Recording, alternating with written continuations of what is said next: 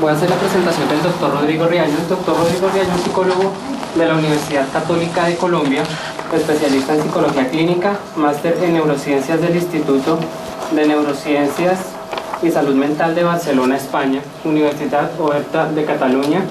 También es especialista en dificultades en el aprendizaje infantil. Una perspectiva neuropsicológica de la Universidad Complutense de Madrid, España. Docente e investigador de la Pontificia Universidad Javeriana, Politécnico Gran Colombiano, Universidad Católica y Antonio Nariño, con dominio práctico y teórico en la evaluación, diagnóstico y tratamiento de trastornos neuropsicológicos.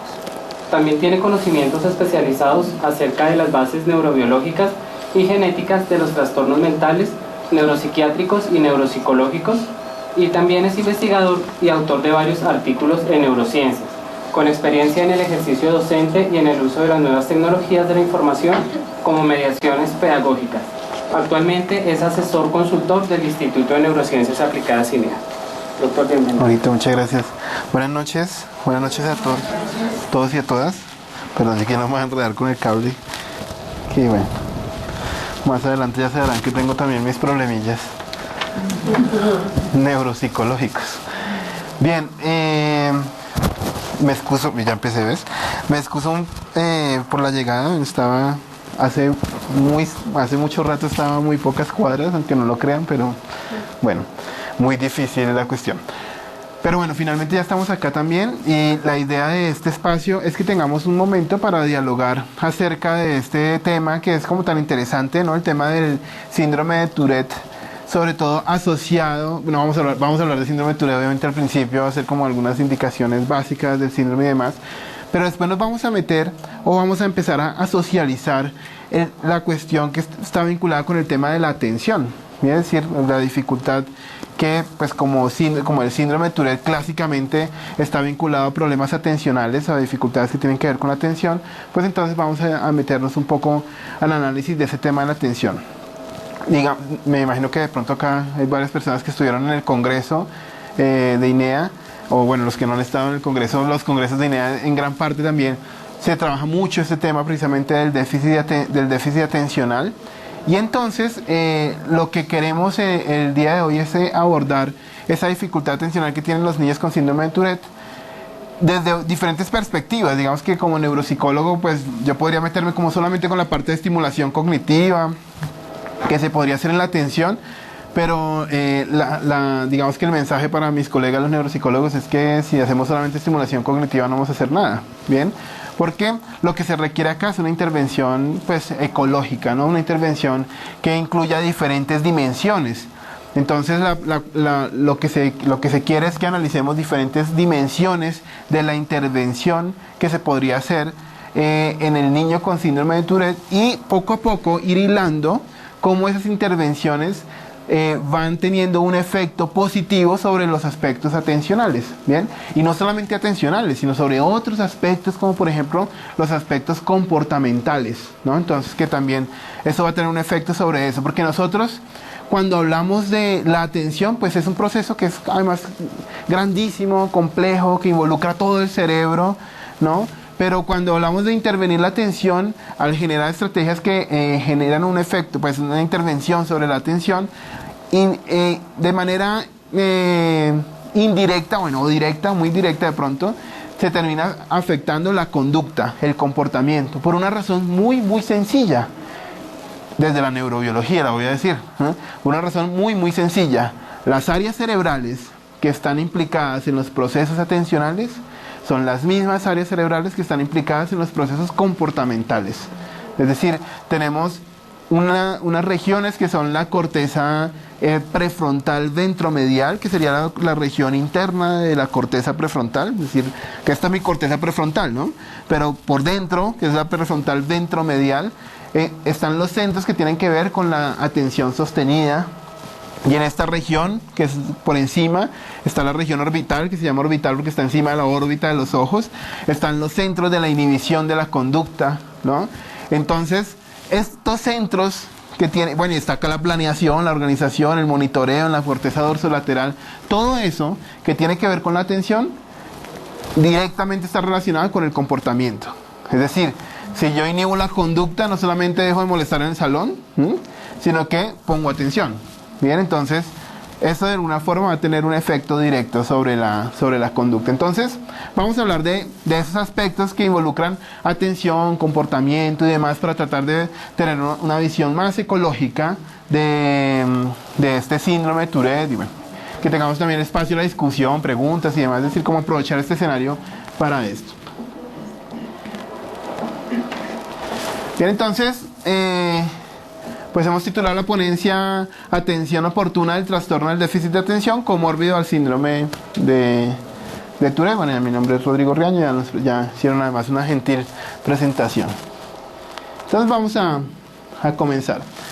Bueno, acá hay un poemita, ¿no? Que está en inglés, porque no quise, digamos, que violentarlo, el poemita. Pero lo pueden buscar, ¿vale? Para que cada uno pues tenga ahí como la posibilidad de buscarlo, traducirlo y demás. Pero es un poemita de que hace un niño con síndrome de Tourette, ¿no?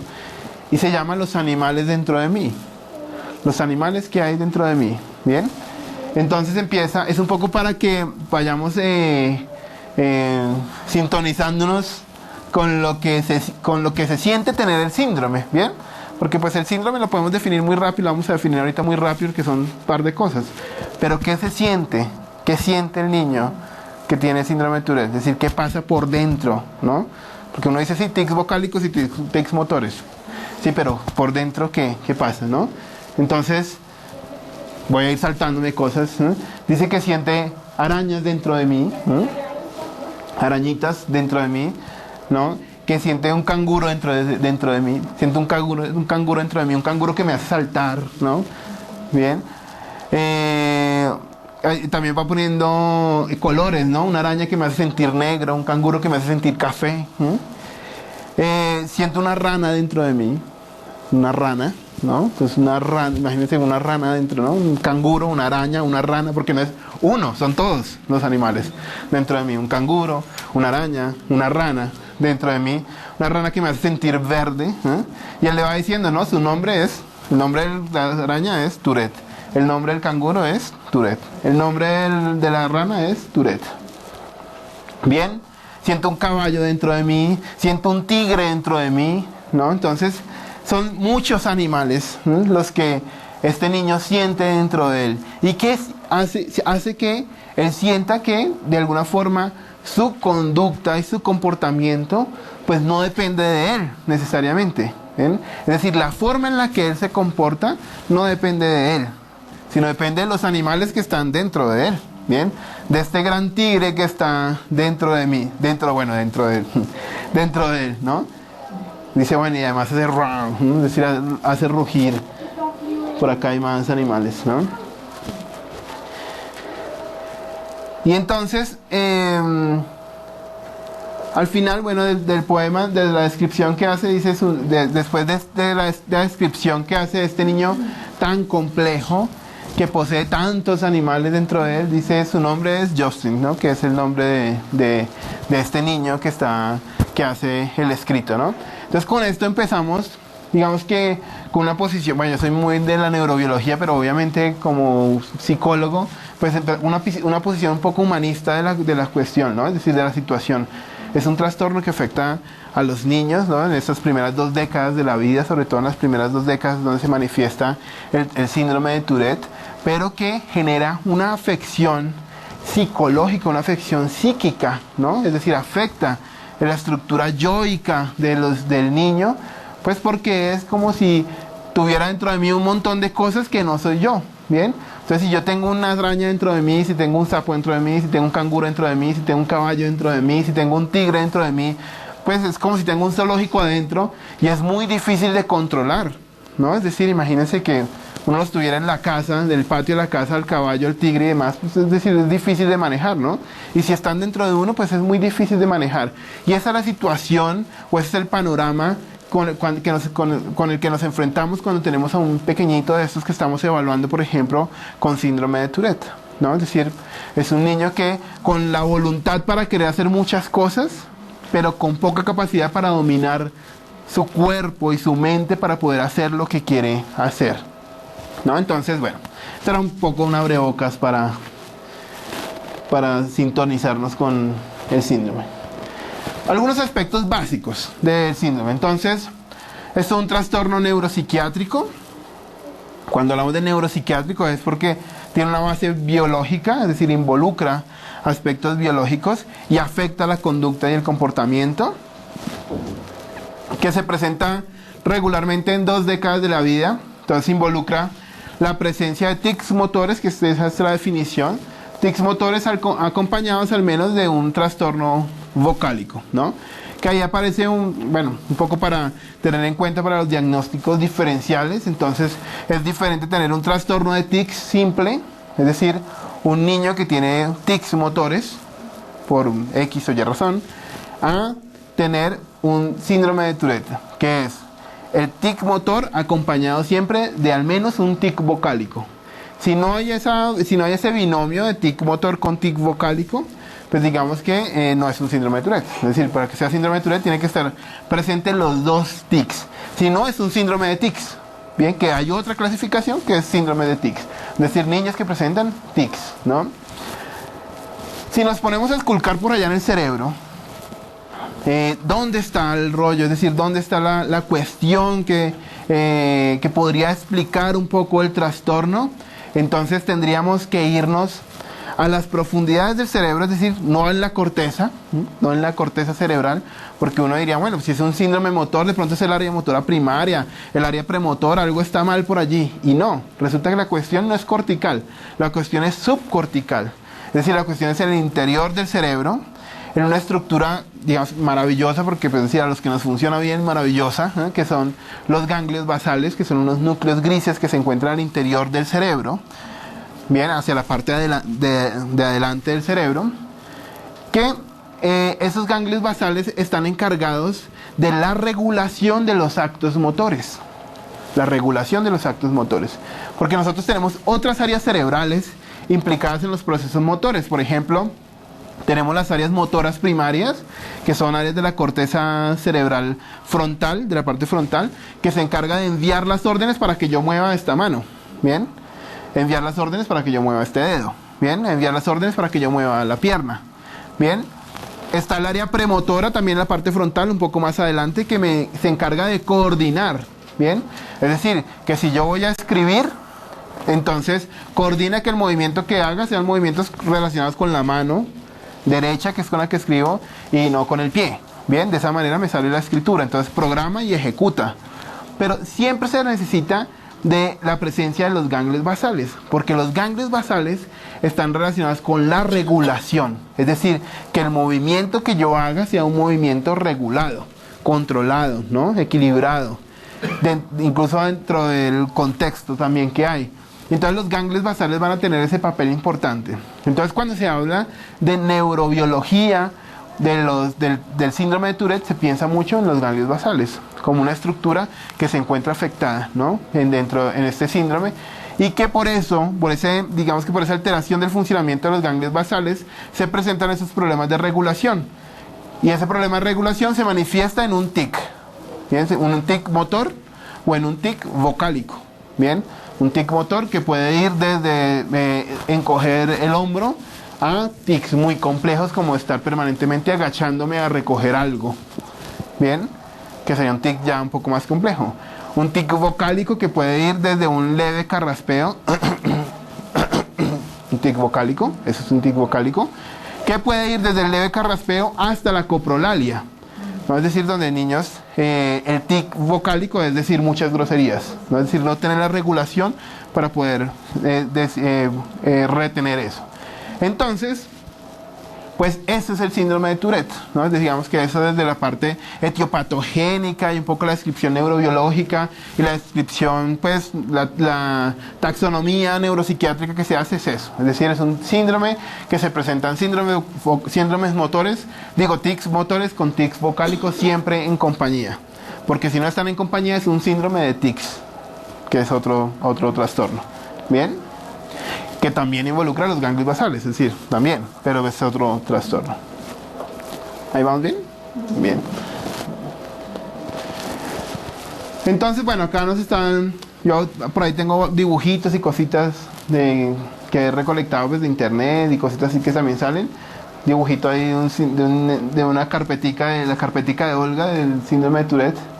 Entonces, bueno, acá nos está mostrando que pues, son los tics, que tienen que ver con tics de movimientos, tics de sonidos, y acá hay una notica que dice, todo estudiante con el síndrome de Tourette necesita un ambiente tolerante. Pues claro, si estoy todo el tiempo agachándome a recoger cosas, ¿no? Que no hay, porque no hay que recoger, pero yo todo el tiempo estoy agachándome a recoger, y además estoy dando una retahíla de groserías acompañando esos movimientos, pues necesito tolerancia, que lo animen a trabajar al máximo de su potencial, y que sea lo suficientemente flexible para adaptarse a sus necesidades individuales. Y aparece la palabra de la flexibilidad que vamos a necesitar más adelante, porque pues si yo quiero entrar a estudiar al colegio X, pues necesito que el colegio también tenga un currículo flexible para mí. Y esas son de las cosas que yo digo, son estrategias que impactan el comportamiento y la atención. Bien, es decir, que el colegio tenga un currículo flexible no es una tarea de estimulación de la atención, pero el tenerlo impacta directamente en las capacidades atencionales. Bien, entonces, más adelante ya nos vamos a meter con ese tema. Aquí tenemos una florecita,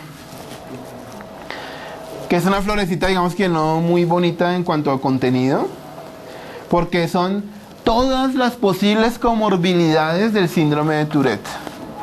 Todas las posibles comorbilidades, es decir, son todos los trastornos que posiblemente se podrían asociar o se le podían pegar, ¿no?, a un niño con síndrome de Tourette. Y entonces vamos a ver que son varias. Y entonces de ahí ya empezamos nosotros.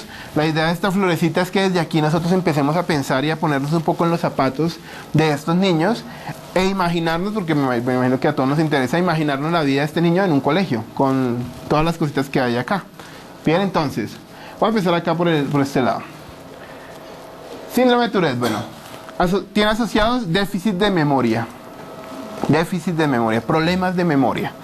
Bien, déficit de memoria que tienen que ver, que están afectando desde el inicio del proceso de memoria, que es la codificación. El primer proceso de la memoria es la codificación. Hay codificación, almacenamiento y recuperación. En el síndrome de Tourette se afecta, digamos que el primer momento, que es la codificación. Bien, porque claro, mientras yo estoy agachándome a recoger y estoy diciendo un montón de cosas que no puedo controlar, pues no estoy poniendo atención, que es el tema que nos convoca, no estoy poniendo atención, y al no poner atención no memorizo, porque pues para memorizar necesito poner atención. Entonces, sí, problemas de memoria. Se le asocian trastornos obsesivo-compulsivos, que ya es un trastorno psiquiátrico, digamos que de otro orden, y que está muy enfocado por el lado de los trastornos de ansiedad, ¿no? Entonces, tiene asociado trastornos obsesivo-compulsivos. Déficits de las habilidades sociales, que es también algo pues medio obvio, ¿no?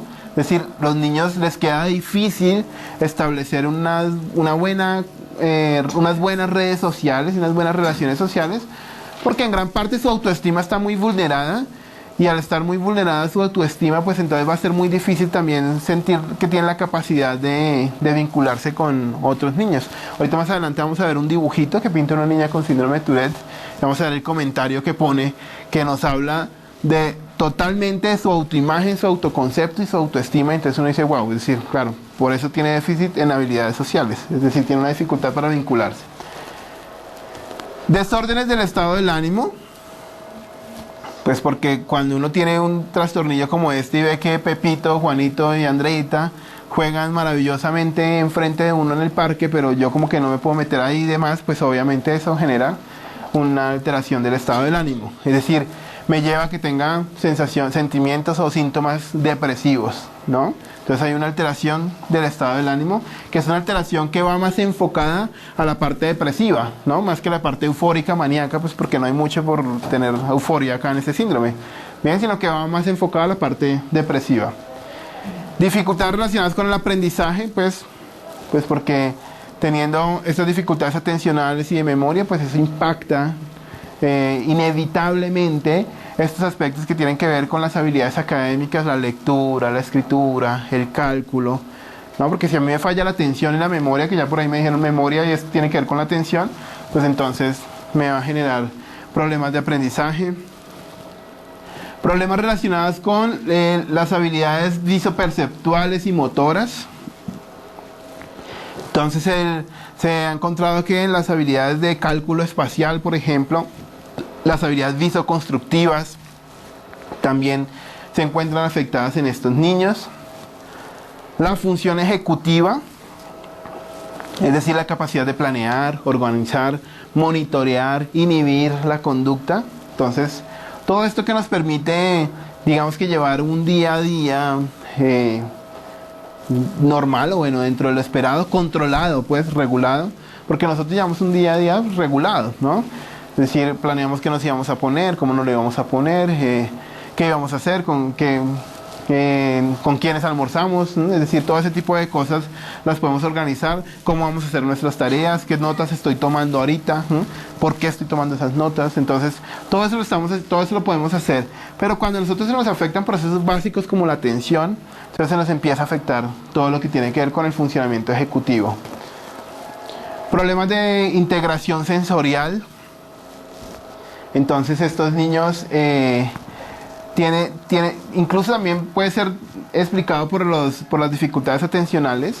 Se pueden generar problemas de integración sensorial, es decir, problemas para poder generar asociaciones multimodales de la parte perceptual. Cuando nosotros percibimos, por ejemplo, una manzana, pues yo tengo la representación visual de la manzana, pero también me puedo imaginar, por ejemplo, gracias a la representación multimodal que tengo, pues me puedo imaginar a lo que sabe una manzana, me puedo imaginar cómo huele una manzana, me puedo imaginar cómo se siente táctilmente una manzana en mi boca, ¿no?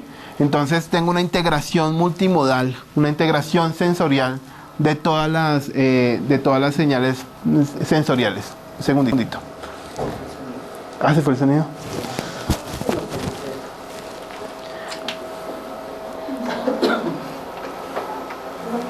¿Me confirman si me están escuchando, por favor? ¿Listo? Ok.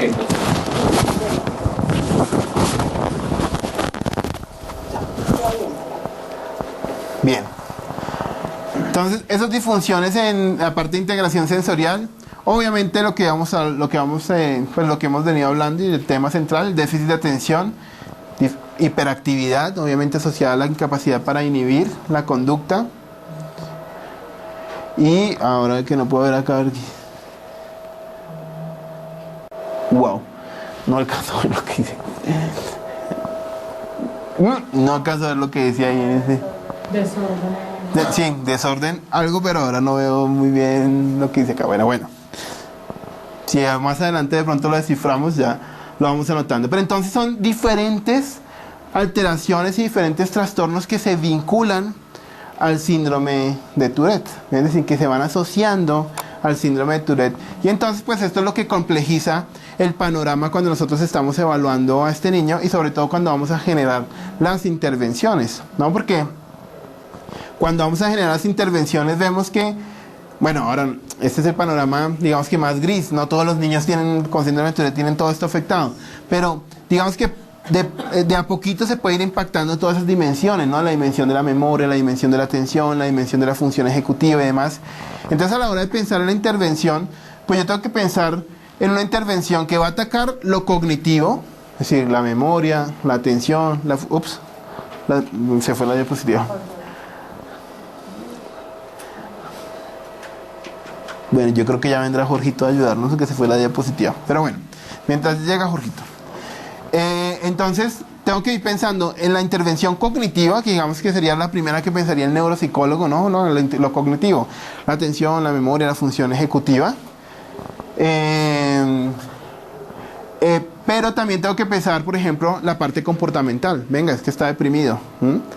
Tiene afectada la parte motivacional, que tiene también un problema de conducta, que es precisamente el tema de la hiperactividad, que se puede vincular también al trastorno. Entonces, digamos que ahí ya me aparece otra dimensión, ¿no? Pero además me aparece el rollo que, como el niño, pues obviamente lo vamos a querer vincular al entorno escolar, pues entonces me aparece otra dimensión, que es en la que debo trabajar, que es la dimensión de lo escolar, Entonces, tengo que generar intervenciones para el tema de lo escolar, tengo que generar intervenciones para el tema de lo comportamental, netamente o conductual, y tengo que generar intervenciones para los aspectos cognitivos, ¿no? Entonces, ahí ya no necesitamos un neuropsicólogo ni un psicólogo, sino un neuropsicólogo, un psicólogo, una fonoaudióloga, una terapeuta ocupacional, un profesor, un papá, una mamá, un cuidador, etc. Es decir, acá ya la cuestión se convierte en que necesitamos un grupo de soporte terapéutico. Bien, entonces ahí ya la cuestión, la concepción cambia. Bien, entonces ya no es un síndrome, ya no es una cosa que yo, por ejemplo, como neuropsicólogo en mi consultorio, ya sentadito, es decir, manejarlo todo va a ser muy difícil, ¿no? Sino que vamos a necesitar de lo que siempre hemos hablado, es decir, grupos de apoyo interdisciplinario, ¿no? Grupos de apoyo interdisciplinario que no solamente se dediquen a hacer la intervención, sino que también se dediquen a enseñar a intervenir, que ese es un punto importante que a veces cuando estamos muy metidos en la cuestión terapéutica se nos olvida. Es decir, sabemos que nosotros sabemos intervenir, es decir, que sabemos... Yo, por ejemplo, sé qué es lo que tengo que hacer para estimular la atención, la memoria, la función ejecutiva, que es como lo que más le pega al neuropsicólogo, ¿no? Pero tengo que aprender a enseñar a intervenir. Es decir, tengo que enseñarle al papá cómo hacer lo que yo hago, no lo que yo hago en el consultorio. Porque es que yo en el consultorio lo hago 45 minutos, una hora, y el papá está más tiempo con el niño. Bien, entonces ahí necesito enseñar a intervenir, enseñar a que los padres puedan acompañarnos en la intervención. Y bueno, y el profe, y etc. Yo tengo una pregunta. Sí, dime, mientras eso vamos amenizando. Bien, ¿quién tú? Yo tuve un paciente con diagnóstico de síndrome de Tourette, pero además pues déficit atencional con hiperactividad, pero también un trastorno disocial de la personalidad. El trastorno disocial de la personalidad era una comorbilidad asociada con otra entidad que estaba presente dentro de... Sí, el trastorno disocial es otra de las comorbidades que son posibles, ¿no?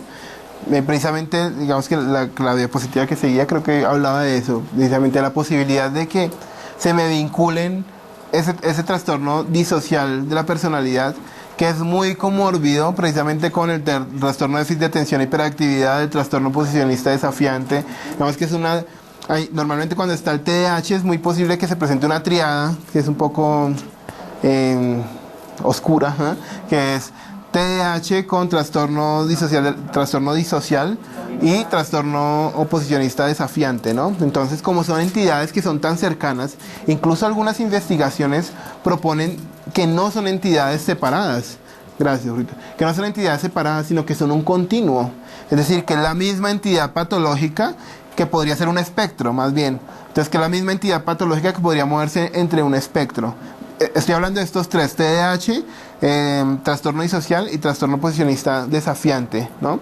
Entonces, claro, como el síndrome de Tourette es muy posible que sea comórbido al TDAH, hay una altísima probabilidad, entonces es muy factible que se puedan traer los otros trastornos que son comórbidos al TDAH. Entonces es muy factible que puedas tener un triple diagnóstico en un solo caso, ¿no?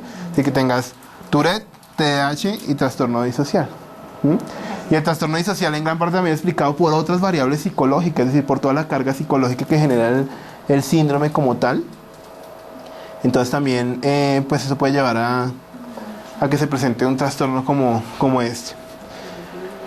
Que está un poco por este lado, ¿no? Que esta es otra lámina que nos dice que tenemos el síndrome de Tourette, pues con todo el tema de los tics asociados, pero que es factible que se presente el déficit de atención con hiperactividad, el trastorno obsesivo compulsivo de ansiedad, pero adicionalmente estos problemas comportamentales, ¿no? Que tienen que ver con el pobre control de impulso o otros trastornos comportamentales, precisamente como el trastorno disocial. Entonces, que sí es muy factible, con respecto a la pregunta que tú haces, que podamos tener un niño con ese triple diagnóstico, ¿no? Es decir, o con esa triple comorbilidad. Se puede presentar el caso. Bien. Se sabe, por ejemplo, que un 7% de los niños con déficit de atención e hiperactividad podrían tener Tourette. Es decir, un 7% de los niños con TDAH podrían tener Tourette. pero un 60% de los niños con Tourette tienen TDAH. Es decir, que el porcentaje es muy alto. La relación porcentual con respecto al síndrome de Tourette y el déficit de atención e hiperactividad es muy alta, es decir, 60%, ¿no? Según algunas investigaciones, bueno, algunas más, algunas menos, pero en promedio el 60% de los niños con síndrome de Tourette les toca llevar también encima un TDAH a cuestas, ¿no? Un déficit de atención e hiperactividad. Contrario a la relación, ¿no? Que era lo que le decíamos. El niño con TDAH hay un 7% de probabilidad de que ese, además del TDAH, tenga Tourette. Es más fácil que el niño con TDAH tenga lo que les decía yo, un trastorno oposicionista desafiante. Es mucho más comórbido con el TDAH. Pero en cambio con el Tourette, sí, el TDAH es comórbido en un 60%. Es decir, es muy amplia la comorbilidad. Esa es una publicidad, ¿no? Que por ahí recolecté yo también dentro de la presentación. Malditos tics, ¿no? Nos preguntan, ¿transitorios o permanentes? Una pregunta interesante. Es decir, ¿es por un rato o es por siempre? ¿No? ¿Transitorios o permanentes? Entonces hay una publicidad que dice, bueno, malditos tics. Por acá dice, ¿qué son y por qué aparecen estos gestos involuntarios que atormentan a chicos y grandes quienes padecen el síndrome de Tourette? Deben convivir con él sin sentirse extraños. De ahí la importancia de saber cómo tratarlos, ¿no? Entonces, digamos que la apuesta clásica por el tratamiento con el síndrome de Tourette, que es una apuesta pues farmacológica, ¿no? Es decir, que hay diferentes moléculas en el mercado que se han elaborado para el manejo de los síndromes, con digamos que montados en una hipótesis de confianza en el cerebro mismo, que de alguna forma el cerebro mismo va a tratar de empezar a compensar la situación de tal manera que hacia la tercera década el tema de los tics ya esté más o menos regulado o controlado. Cosa similar que pasa con el TDAH, ¿no? Con el déficit de atención. Entonces, nosotros tenemos al niño que tiene déficit de atención e hiperactividad, ¿no? Puede que no le hagamos nada al niño, imaginemos que no le hicimos nada. No lo llevamos ni al neuro, ni lo llevamos al ateo, ni lo llevamos a ningún lado, ¿no? Ni le dieron Ritalin, ni nada de este rollo. ¿Bien? Y la pregunta que se hace toda mamá, como la pregunta que se hace en este caso es, bueno, ¿y qué va a hacer con el niño? Es decir, ¿cuándo grande va a tener TDAH? Y la respuesta es sí y no. Es decir, sí entre comillas. Sí va a tener un déficit de atención. Es decir, el déficit de atención lo va a acompañar toda la vida. Toda la vida. De pronto en un menor grado. ¿Por qué? Porque el cerebro mismo aprende a regularse, el cerebro mismo aprende a compensar, el cerebro mismo desarrolla estrategias para tratar de compensar. Estoy hablando de un niño que no llevamos nunca a ningún lado, ¿no? ¿Qué quiero decir? Niños como con los que yo estudié, por ejemplo. Cuando yo estudié no había neuropsicólogo y todo ese rollo, no había, ¿eh?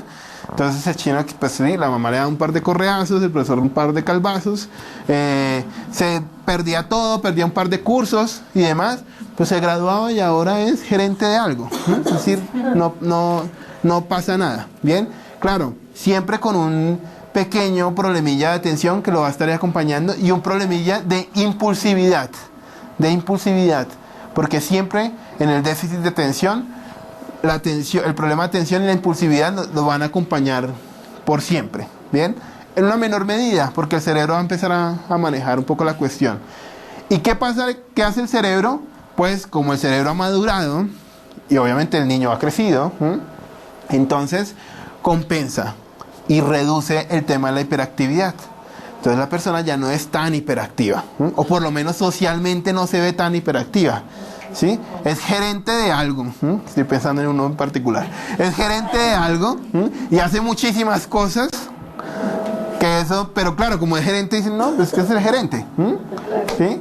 O estoy pensando en otro, es el decano, ¿no? Pero como es el decano se tiene que mover tanto, tiene que hacer tantas cosas, ¿no? Pero en realidad es hiperactivo, Lo que pasa es que es hiperactivo, pero el rollo es que, claro, con su rol social ya eso se camufla un poco. Pero claro, cuando tenía 7 años, era pararse en el puesto, pegarle al otro, saltar, pegar el codo y demás, entonces, pues se notaba mucho más. Acá con este síndrome va a pasar algo similar, ¿no? El cerebro también va a alcanzar a empezar. Bueno, está el tema de la ayuda farmacológica, que de alguna forma va a tratar de nivelar los niveles dopaminérgicos de los ganglios basales. Pero el cerebro mismo también de alguna forma va a tratar de empezar a regular el tema de los tics. pero siempre va a estar ahí, siempre va a estar ahí. Y por ejemplo, van a incrementarse cuando cuando la situación, por ejemplo, se torna tensionante y ansiosa, ¿no? En una situación de tensión se van a disparar los tics y pueden aparecer los tics tal cual como los que tenía a los 13 años, ¿no? ¿Por qué? Porque la ansiedad es por pura química cerebral. La ansiedad hace que, bueno, la sangre se llene de cortisol y toda esa sangre llena de cortisol va a llegar al cerebro y de alguna forma va a empezar a afectar el procesamiento cerebral. Y como empieza a afectar el procesamiento cerebral, hace que se nos olviden las cosas. Todos no es que me bloqueé. Entonces, que la próxima vez que digan, no es que me bloqueé, es que el cerebro está lleno de cortisol, ¿sí? Y no los deja pensar. Entonces, eso es ansiedad. Eso se llama amnesia por ansiedad, ¿no? Pero así como se bloquea, por ejemplo, para el recuerdo, para la evocación, también se empieza a bloquear el cerebro para la cuestión que tiene que ver con la regulación de la parte motora, y entonces se chispotean todos los tics, ¿no? Hay un gran neurólogo que se llama Oliver Sacks. Si de pronto alguno lo ha curioseado por ahí. Oliver Sacks. El apellido se escribe S-A-C-K-S. Oliver Sacks. Todos los libros son magníficos. Los de Oliver Sacks están en Panamericana varios, ¿no? Está el hombre que confundía a su mujer con un sombrero. Está un antropólogo en Marte, ¿eh? Que son casos de pacientes con síndromes neurológicos rarísimos y extraños. Y tienen en el libro Un antropólogo en Marte, tiene el caso de un médico cirujano con síndrome de Tourette, ¿no? Y además piloto de avión. Y entonces el síndrome de esta persona tiene el síndrome, el tic motor es un tic de tocar cosas, ¿no? Entonces imagínense que ustedes no pueden estar hablando acá y tengo que estar tocando, ¿bien? Mientras estoy hablando, ¿bien? Y tiene un tic vocálico con una muletilla, ¿sí? Que tiene el personaje. Y para que vean un poco cómo evoluciona el rollo, ¿no? Entonces, es médico cirujano, es decir, trabaja en eso. Entonces, cuando va a hacer, claro, Oliver Sacks decía, bueno, lo primero que cuenta Oliver Sacks es un poco la aventura de habérsele montado en el avión al tipo. Entonces, Oliver Sacks dice, bueno, y otro de los tics tienes a veces agacharse a recoger cosas que no están. Entonces, Oliver Sacks cuenta un poco, mires, a ver, es decir, el avión estaba ahí enfrente y yo iba con el tipo hablando y mientras íbamos hablando él se agachaba a veces como a recoger cosas. Obviamente hay mucho más control, no es la misma alteración de tics que tenía en la infancia. Bien, y cuando se monta en el avión y se sienta, entonces Oliver Sacks está acá al lado, en una avioneta supongo yo, está acá al lado y dice, el tipo empieza a tocar todo y toca el panorámico y toca... Pero bueno, arranca. Entonces él dijo, bueno, pues puede ser mi última entrevista. Pero no, entonces hay algo que es bien interesante acá. Cuando él se concentra, cuando el tipo se concentra, los tics se concentra en algo que no le genera ansiedad, porque él habla del disfrute que siente al volar. Los tics disminuyen totalmente casi, ¿bien? Por una razón importante, y es, mi cerebro se llena de dopamina, que es precisamente lo que me hace falta para manejar los tics. Entonces, cuando yo me concentro, una gran cantidad de dopamina va al cerebro y me ayuda a regular eso. Bien, y cuando el tipo va a operar, igual. Entonces relata cuando la operación, pues las enfermeras ya lo conocen, entonces saben que él se agacha y toca y tal, y dice un montón de cosas. Bien, pero cuando va a operar, que es algo que él se disfruta, se goza y lo hace tranquilamente, pues hace su corte como tiene que ser. Bien, entonces ahí la cuestión cambia. Muy parecido, no sin ser igual, muy parecido a lo que sucede con los pacientes con enfermedad de Parkinson, que también tiene una afección de los ganglios basales. Bien, el paciente con enfermedad de Parkinson, cuando se concentra y se relaja, su parkinsonismo disminuye impresionantemente. Bien, entonces, por eso es que uno dice, venga, pero ¿por qué mi tío tiene Parkinson? Bien, pero ¿por qué cuando va a firmar un cheque firma? Es decir, cuando va a firmar no le hace así en la mano, sino él puede firmar, ¿no? Puede hacer ese tipo de cosas. Entonces, claro, porque hay una cuestión de el cerebro cambia la química inmediatamente para hacer la otra tarea y ese efecto tiene un efecto sobre la conducta. Entonces, nuevamente volvemos al tema de cómo el proceso mental tiene una relación con los aspectos conductuales. ¿Bien? Bueno, sigamos acá con esto. Bueno, ¿y por qué llega al final? Ah, porque piché la tecla que no era, perdón.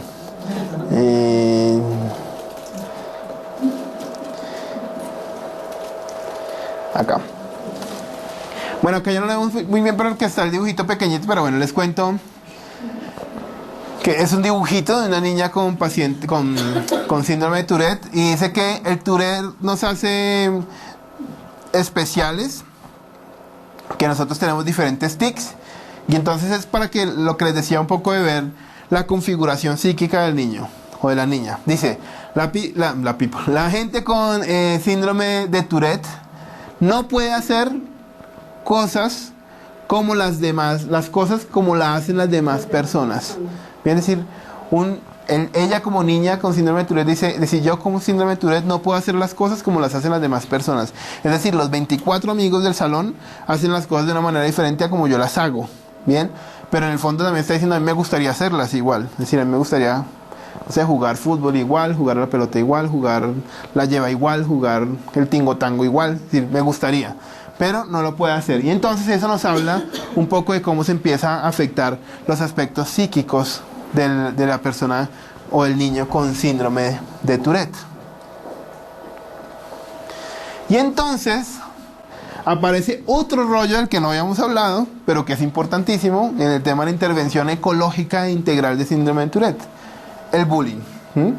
Claro, es decir, yo estoy en un curso de 40 y todo el tiempo estoy haciendo así, ¿sí? Todo el tiempo estoy haciendo así, o todo el tiempo estoy haciendo así, o me dicen, oye, pasa a exponer, y hago, y me quedo haciendo así un montón de tiempo, y hablo un par de cosas y vuelvo. Pues claro, es decir, eso es papaya puesta para que se la monten, obviamente, un montón. Y aparece el tema del bullying. Entonces, no solamente yo me siento mal porque ya para mí es obvio que los otros 24, los otros 39 son diferentes, sino que además los 39 me la montan, ¿no?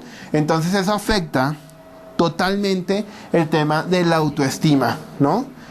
Lo afecta, pues, es decir, gravemente el tema de la autoestima, del autoconcepto y demás, porque no solamente soy el raro, sino que soy evidentemente tan raro que todos me dicen que yo soy el raro y me las montan y oye, tosecita, oye, no sé qué, o temblorcitos, o bla, bla, bla. Entonces empieza a generar un montón de apodos y esto que empieza a afectar al niño. Y ese es un tema que es importantísimo trabajar en la dimensión de la parte educativa en el colegio, ¿no? El tema del bullying, porque es una cuestión que puede afectar mucho más el trastorno de Tourette. Y si me afectan los aspectos motivacionales, si me afecta la parte motivacional, entonces inmediatamente se me va a empezar a afectar la parte de la atención. Es más, es tan fuerte la relación entre motivación y atención que el centro cerebral, es decir, porque ahora ya mucho más explícito lo que habíamos dicho, el centro cerebral, porque habíamos dicho, la corteza prefrontal tiene que ver con la atención y no sé qué, y también con el comportamiento, pero el centro cerebral de la motivación es el mismo centro cerebral de la atención sostenida. No sé por qué Dios los puso ahí en el mismo lugar, pero es el mismo punto, es decir, es el mismo punto. El centro de la motivación es el mismo punto de la atención sostenida. Conclusión, si no me motivo, no pongo atención. Es decir, no hay posibilidad. ¿Por qué? Porque es el mismo centro, es decir, es el mismo punto del cerebro, exactamente el mismo punto del cerebro. Área prefrontal, ventromedial, región singular del cerebro. Si ese centro se afecta, entonces no hay motivación y no hay atención sostenida. Es muy común, por ejemplo, en pacientes con traumatismo craneoencefálico prefrontal. Los pacientes con traumatismo craneoencefálico con prefrontal, uno de los primeros síntomas es depresión, ¿bien? Pero no depresión clínica que poco a poco empecé a deprimirme, ¿no? Y después del golpe me dio depresión. O sea, está claro el indicador que fue el golpe el que lo llevó a la depresión, ¿bien? ¿Por qué? Porque se afecta esta área. Y en el paciente con trastorno prefrontal, uno de los síntomas indicadores o característicos es un problema de atención sostenida, ¿bien? Entonces, yo por ejemplo tenía como paciente a una niña que, imagínense la tarea que hacía, es que además Dios hace las cosas extrañas, bueno. Una niña que el rol de esta niña es... Ay, eso tiene un nombre, ahora se me olvidó. Bueno, ya me voy a acordar. Ya, si alguien se sabe el nombre del cargo, me lo dice. Es la niña que se sienta en el aeropuerto El Dorado. Se sienta frente a un radar. Y en el radar aparecen 10 aviones y ella le dice, no sé quiéncito, aterrice usted primero, luego va tal, luego va tal, luego va tal, ¿no? Controladora aérea. Entonces, imagínense, además en un aeropuerto El Dorado que tiene 2 pistas, ¿no? Entonces es más difícil, ¿no? Porque si estuviéramos en Heathrow que tiene, no sé, 24 pistas, pues es muy fácil, en la 1, en la 2, en la 3, en la 4, ¿sí? Acá es... Los 16 los tengo que organizar 8 en la 8 se han visto cuando van al Dorado que uno entra y el otro sale por el mismo lado, uno entra y el otro sale por el mismo lado, ¿no? Entonces, claro, es un reto para la atención sostenida. Imagínense donde se descachara en el radar, o no viera uno. Entonces, claro, se requiere una tarea atencional importante. Esta niña tuvo un accidente en moto, y entonces se golpeó y se generó un traumatismo craneoencefálico en la parte prefrontal, y como consecuencia del traumatismo craneoencefálico desarrolló un trastorno depresivo típico. Entonces quiere decir que el niño con síndrome de Tourette también puede tener rasgos depresivos, como lo habíamos hablado, y un problema de atención sostenida. Entonces, conclusión, pues en la aeronáutica civil la tuvieron que reubicar, obviamente, porque no podía seguir siendo controladora aérea, y tuvo que pasar por un proceso terapéutico, psicoterapéutico, para manejar toda la parte del estado del ánimo y demás, ¿no? Porque las cosas están pegadas, son el mismo centro cerebral, Bien, entonces, si no hay motivación, no hay atención sostenida.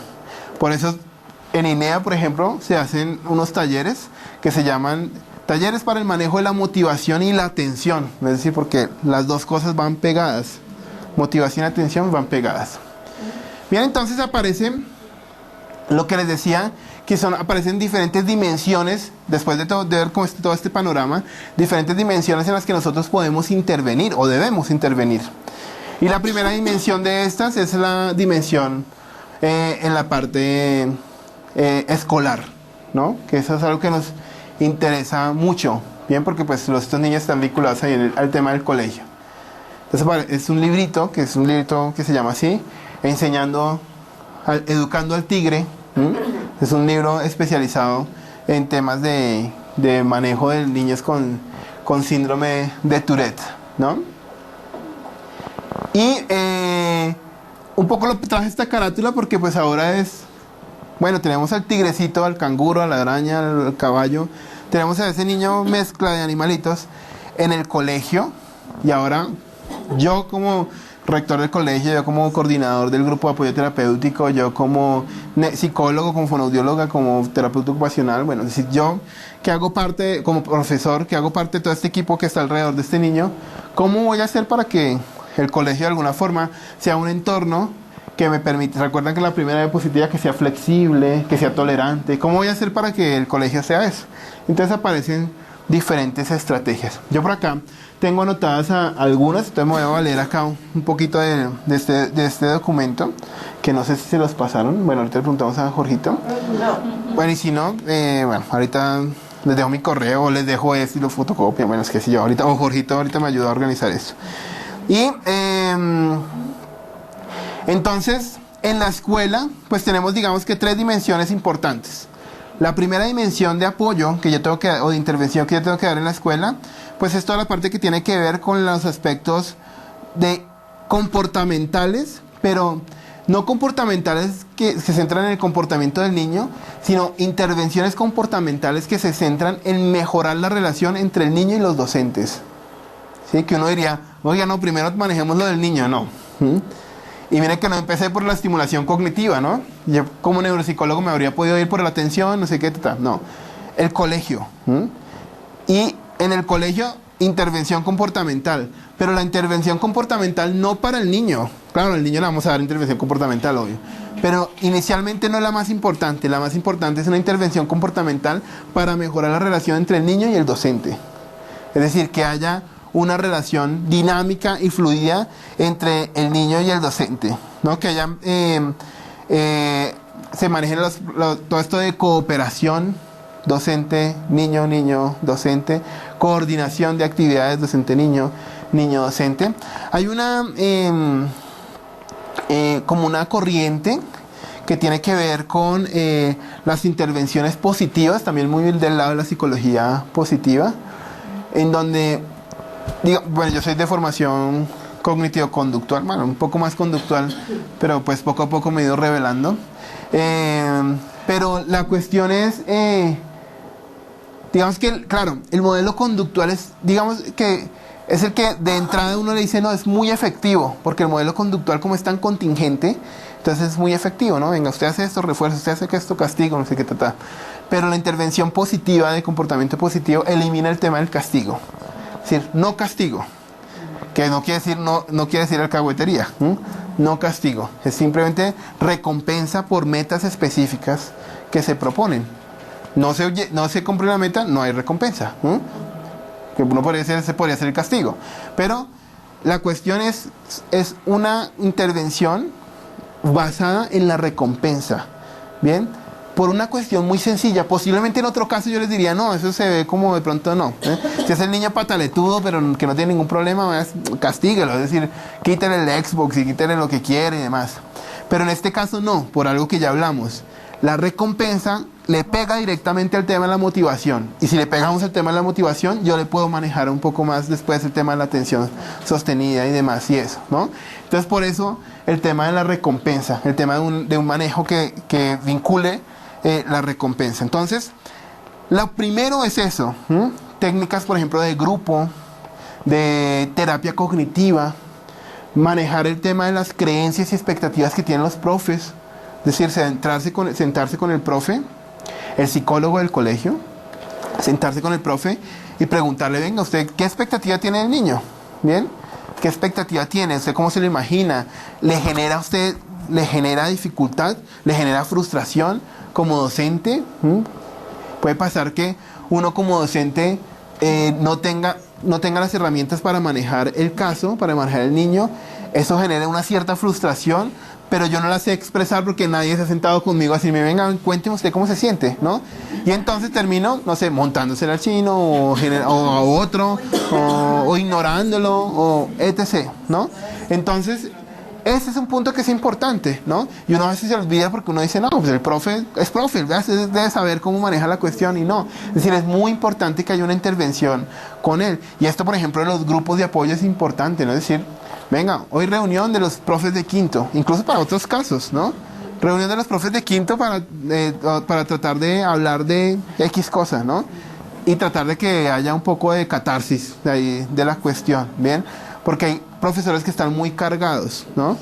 Obviamente se van a encontrar con profesores muy resistentes, obvio, es decir, es normal, ¿no? Yo, por ejemplo, trabajo con INEA, precisamente trabajo con profes del distrito y es difícil, ¿no? A veces, ¿no? No quiero decir, claro, yo los entiendo totalmente, porque claro, cuando yo cuento la carreta y me dice, sí, pero yo tengo 60, yo, sí, bueno, entonces tenemos que empezar a mirar ahí la cuestión, diferente, ¿no? Pero también he hablado con ellos y también he hecho muchos trabajos con ellos y es interesante como las cosas que se pueden lograr, ¿no? Y las cosas que tienen para decir a veces. Y eso los ayuda a liberar. Es decir, cuando uno se hace catarsis, uno se libera. Digamos que Freud tenía mucha razón con ese rollo, ¿no? Es decir, cuando uno hace catarsis, uno se libera y la cuestión cambia. Y el tema de la expectativa es muy importante. Ustedes, no sé si conocen un efecto que se llama efecto Rosenthal o efecto Pigmalión. Es un efecto de la predicción cumplida, que es, por ejemplo, eso nos ha pasado a todos en la vida. Yo también soy profesor, bueno, profesor de universidad, pero lo mismo. Entonces, voy a tomar el grupo de neuropsicología de quinto semestre del Politécnico Gran Colombiano, que es donde soy director del departamento de psicología. Entonces voy a tomar el grupo y un profesor con el que estuvieron en cuarto me dice, uy, ese grupo,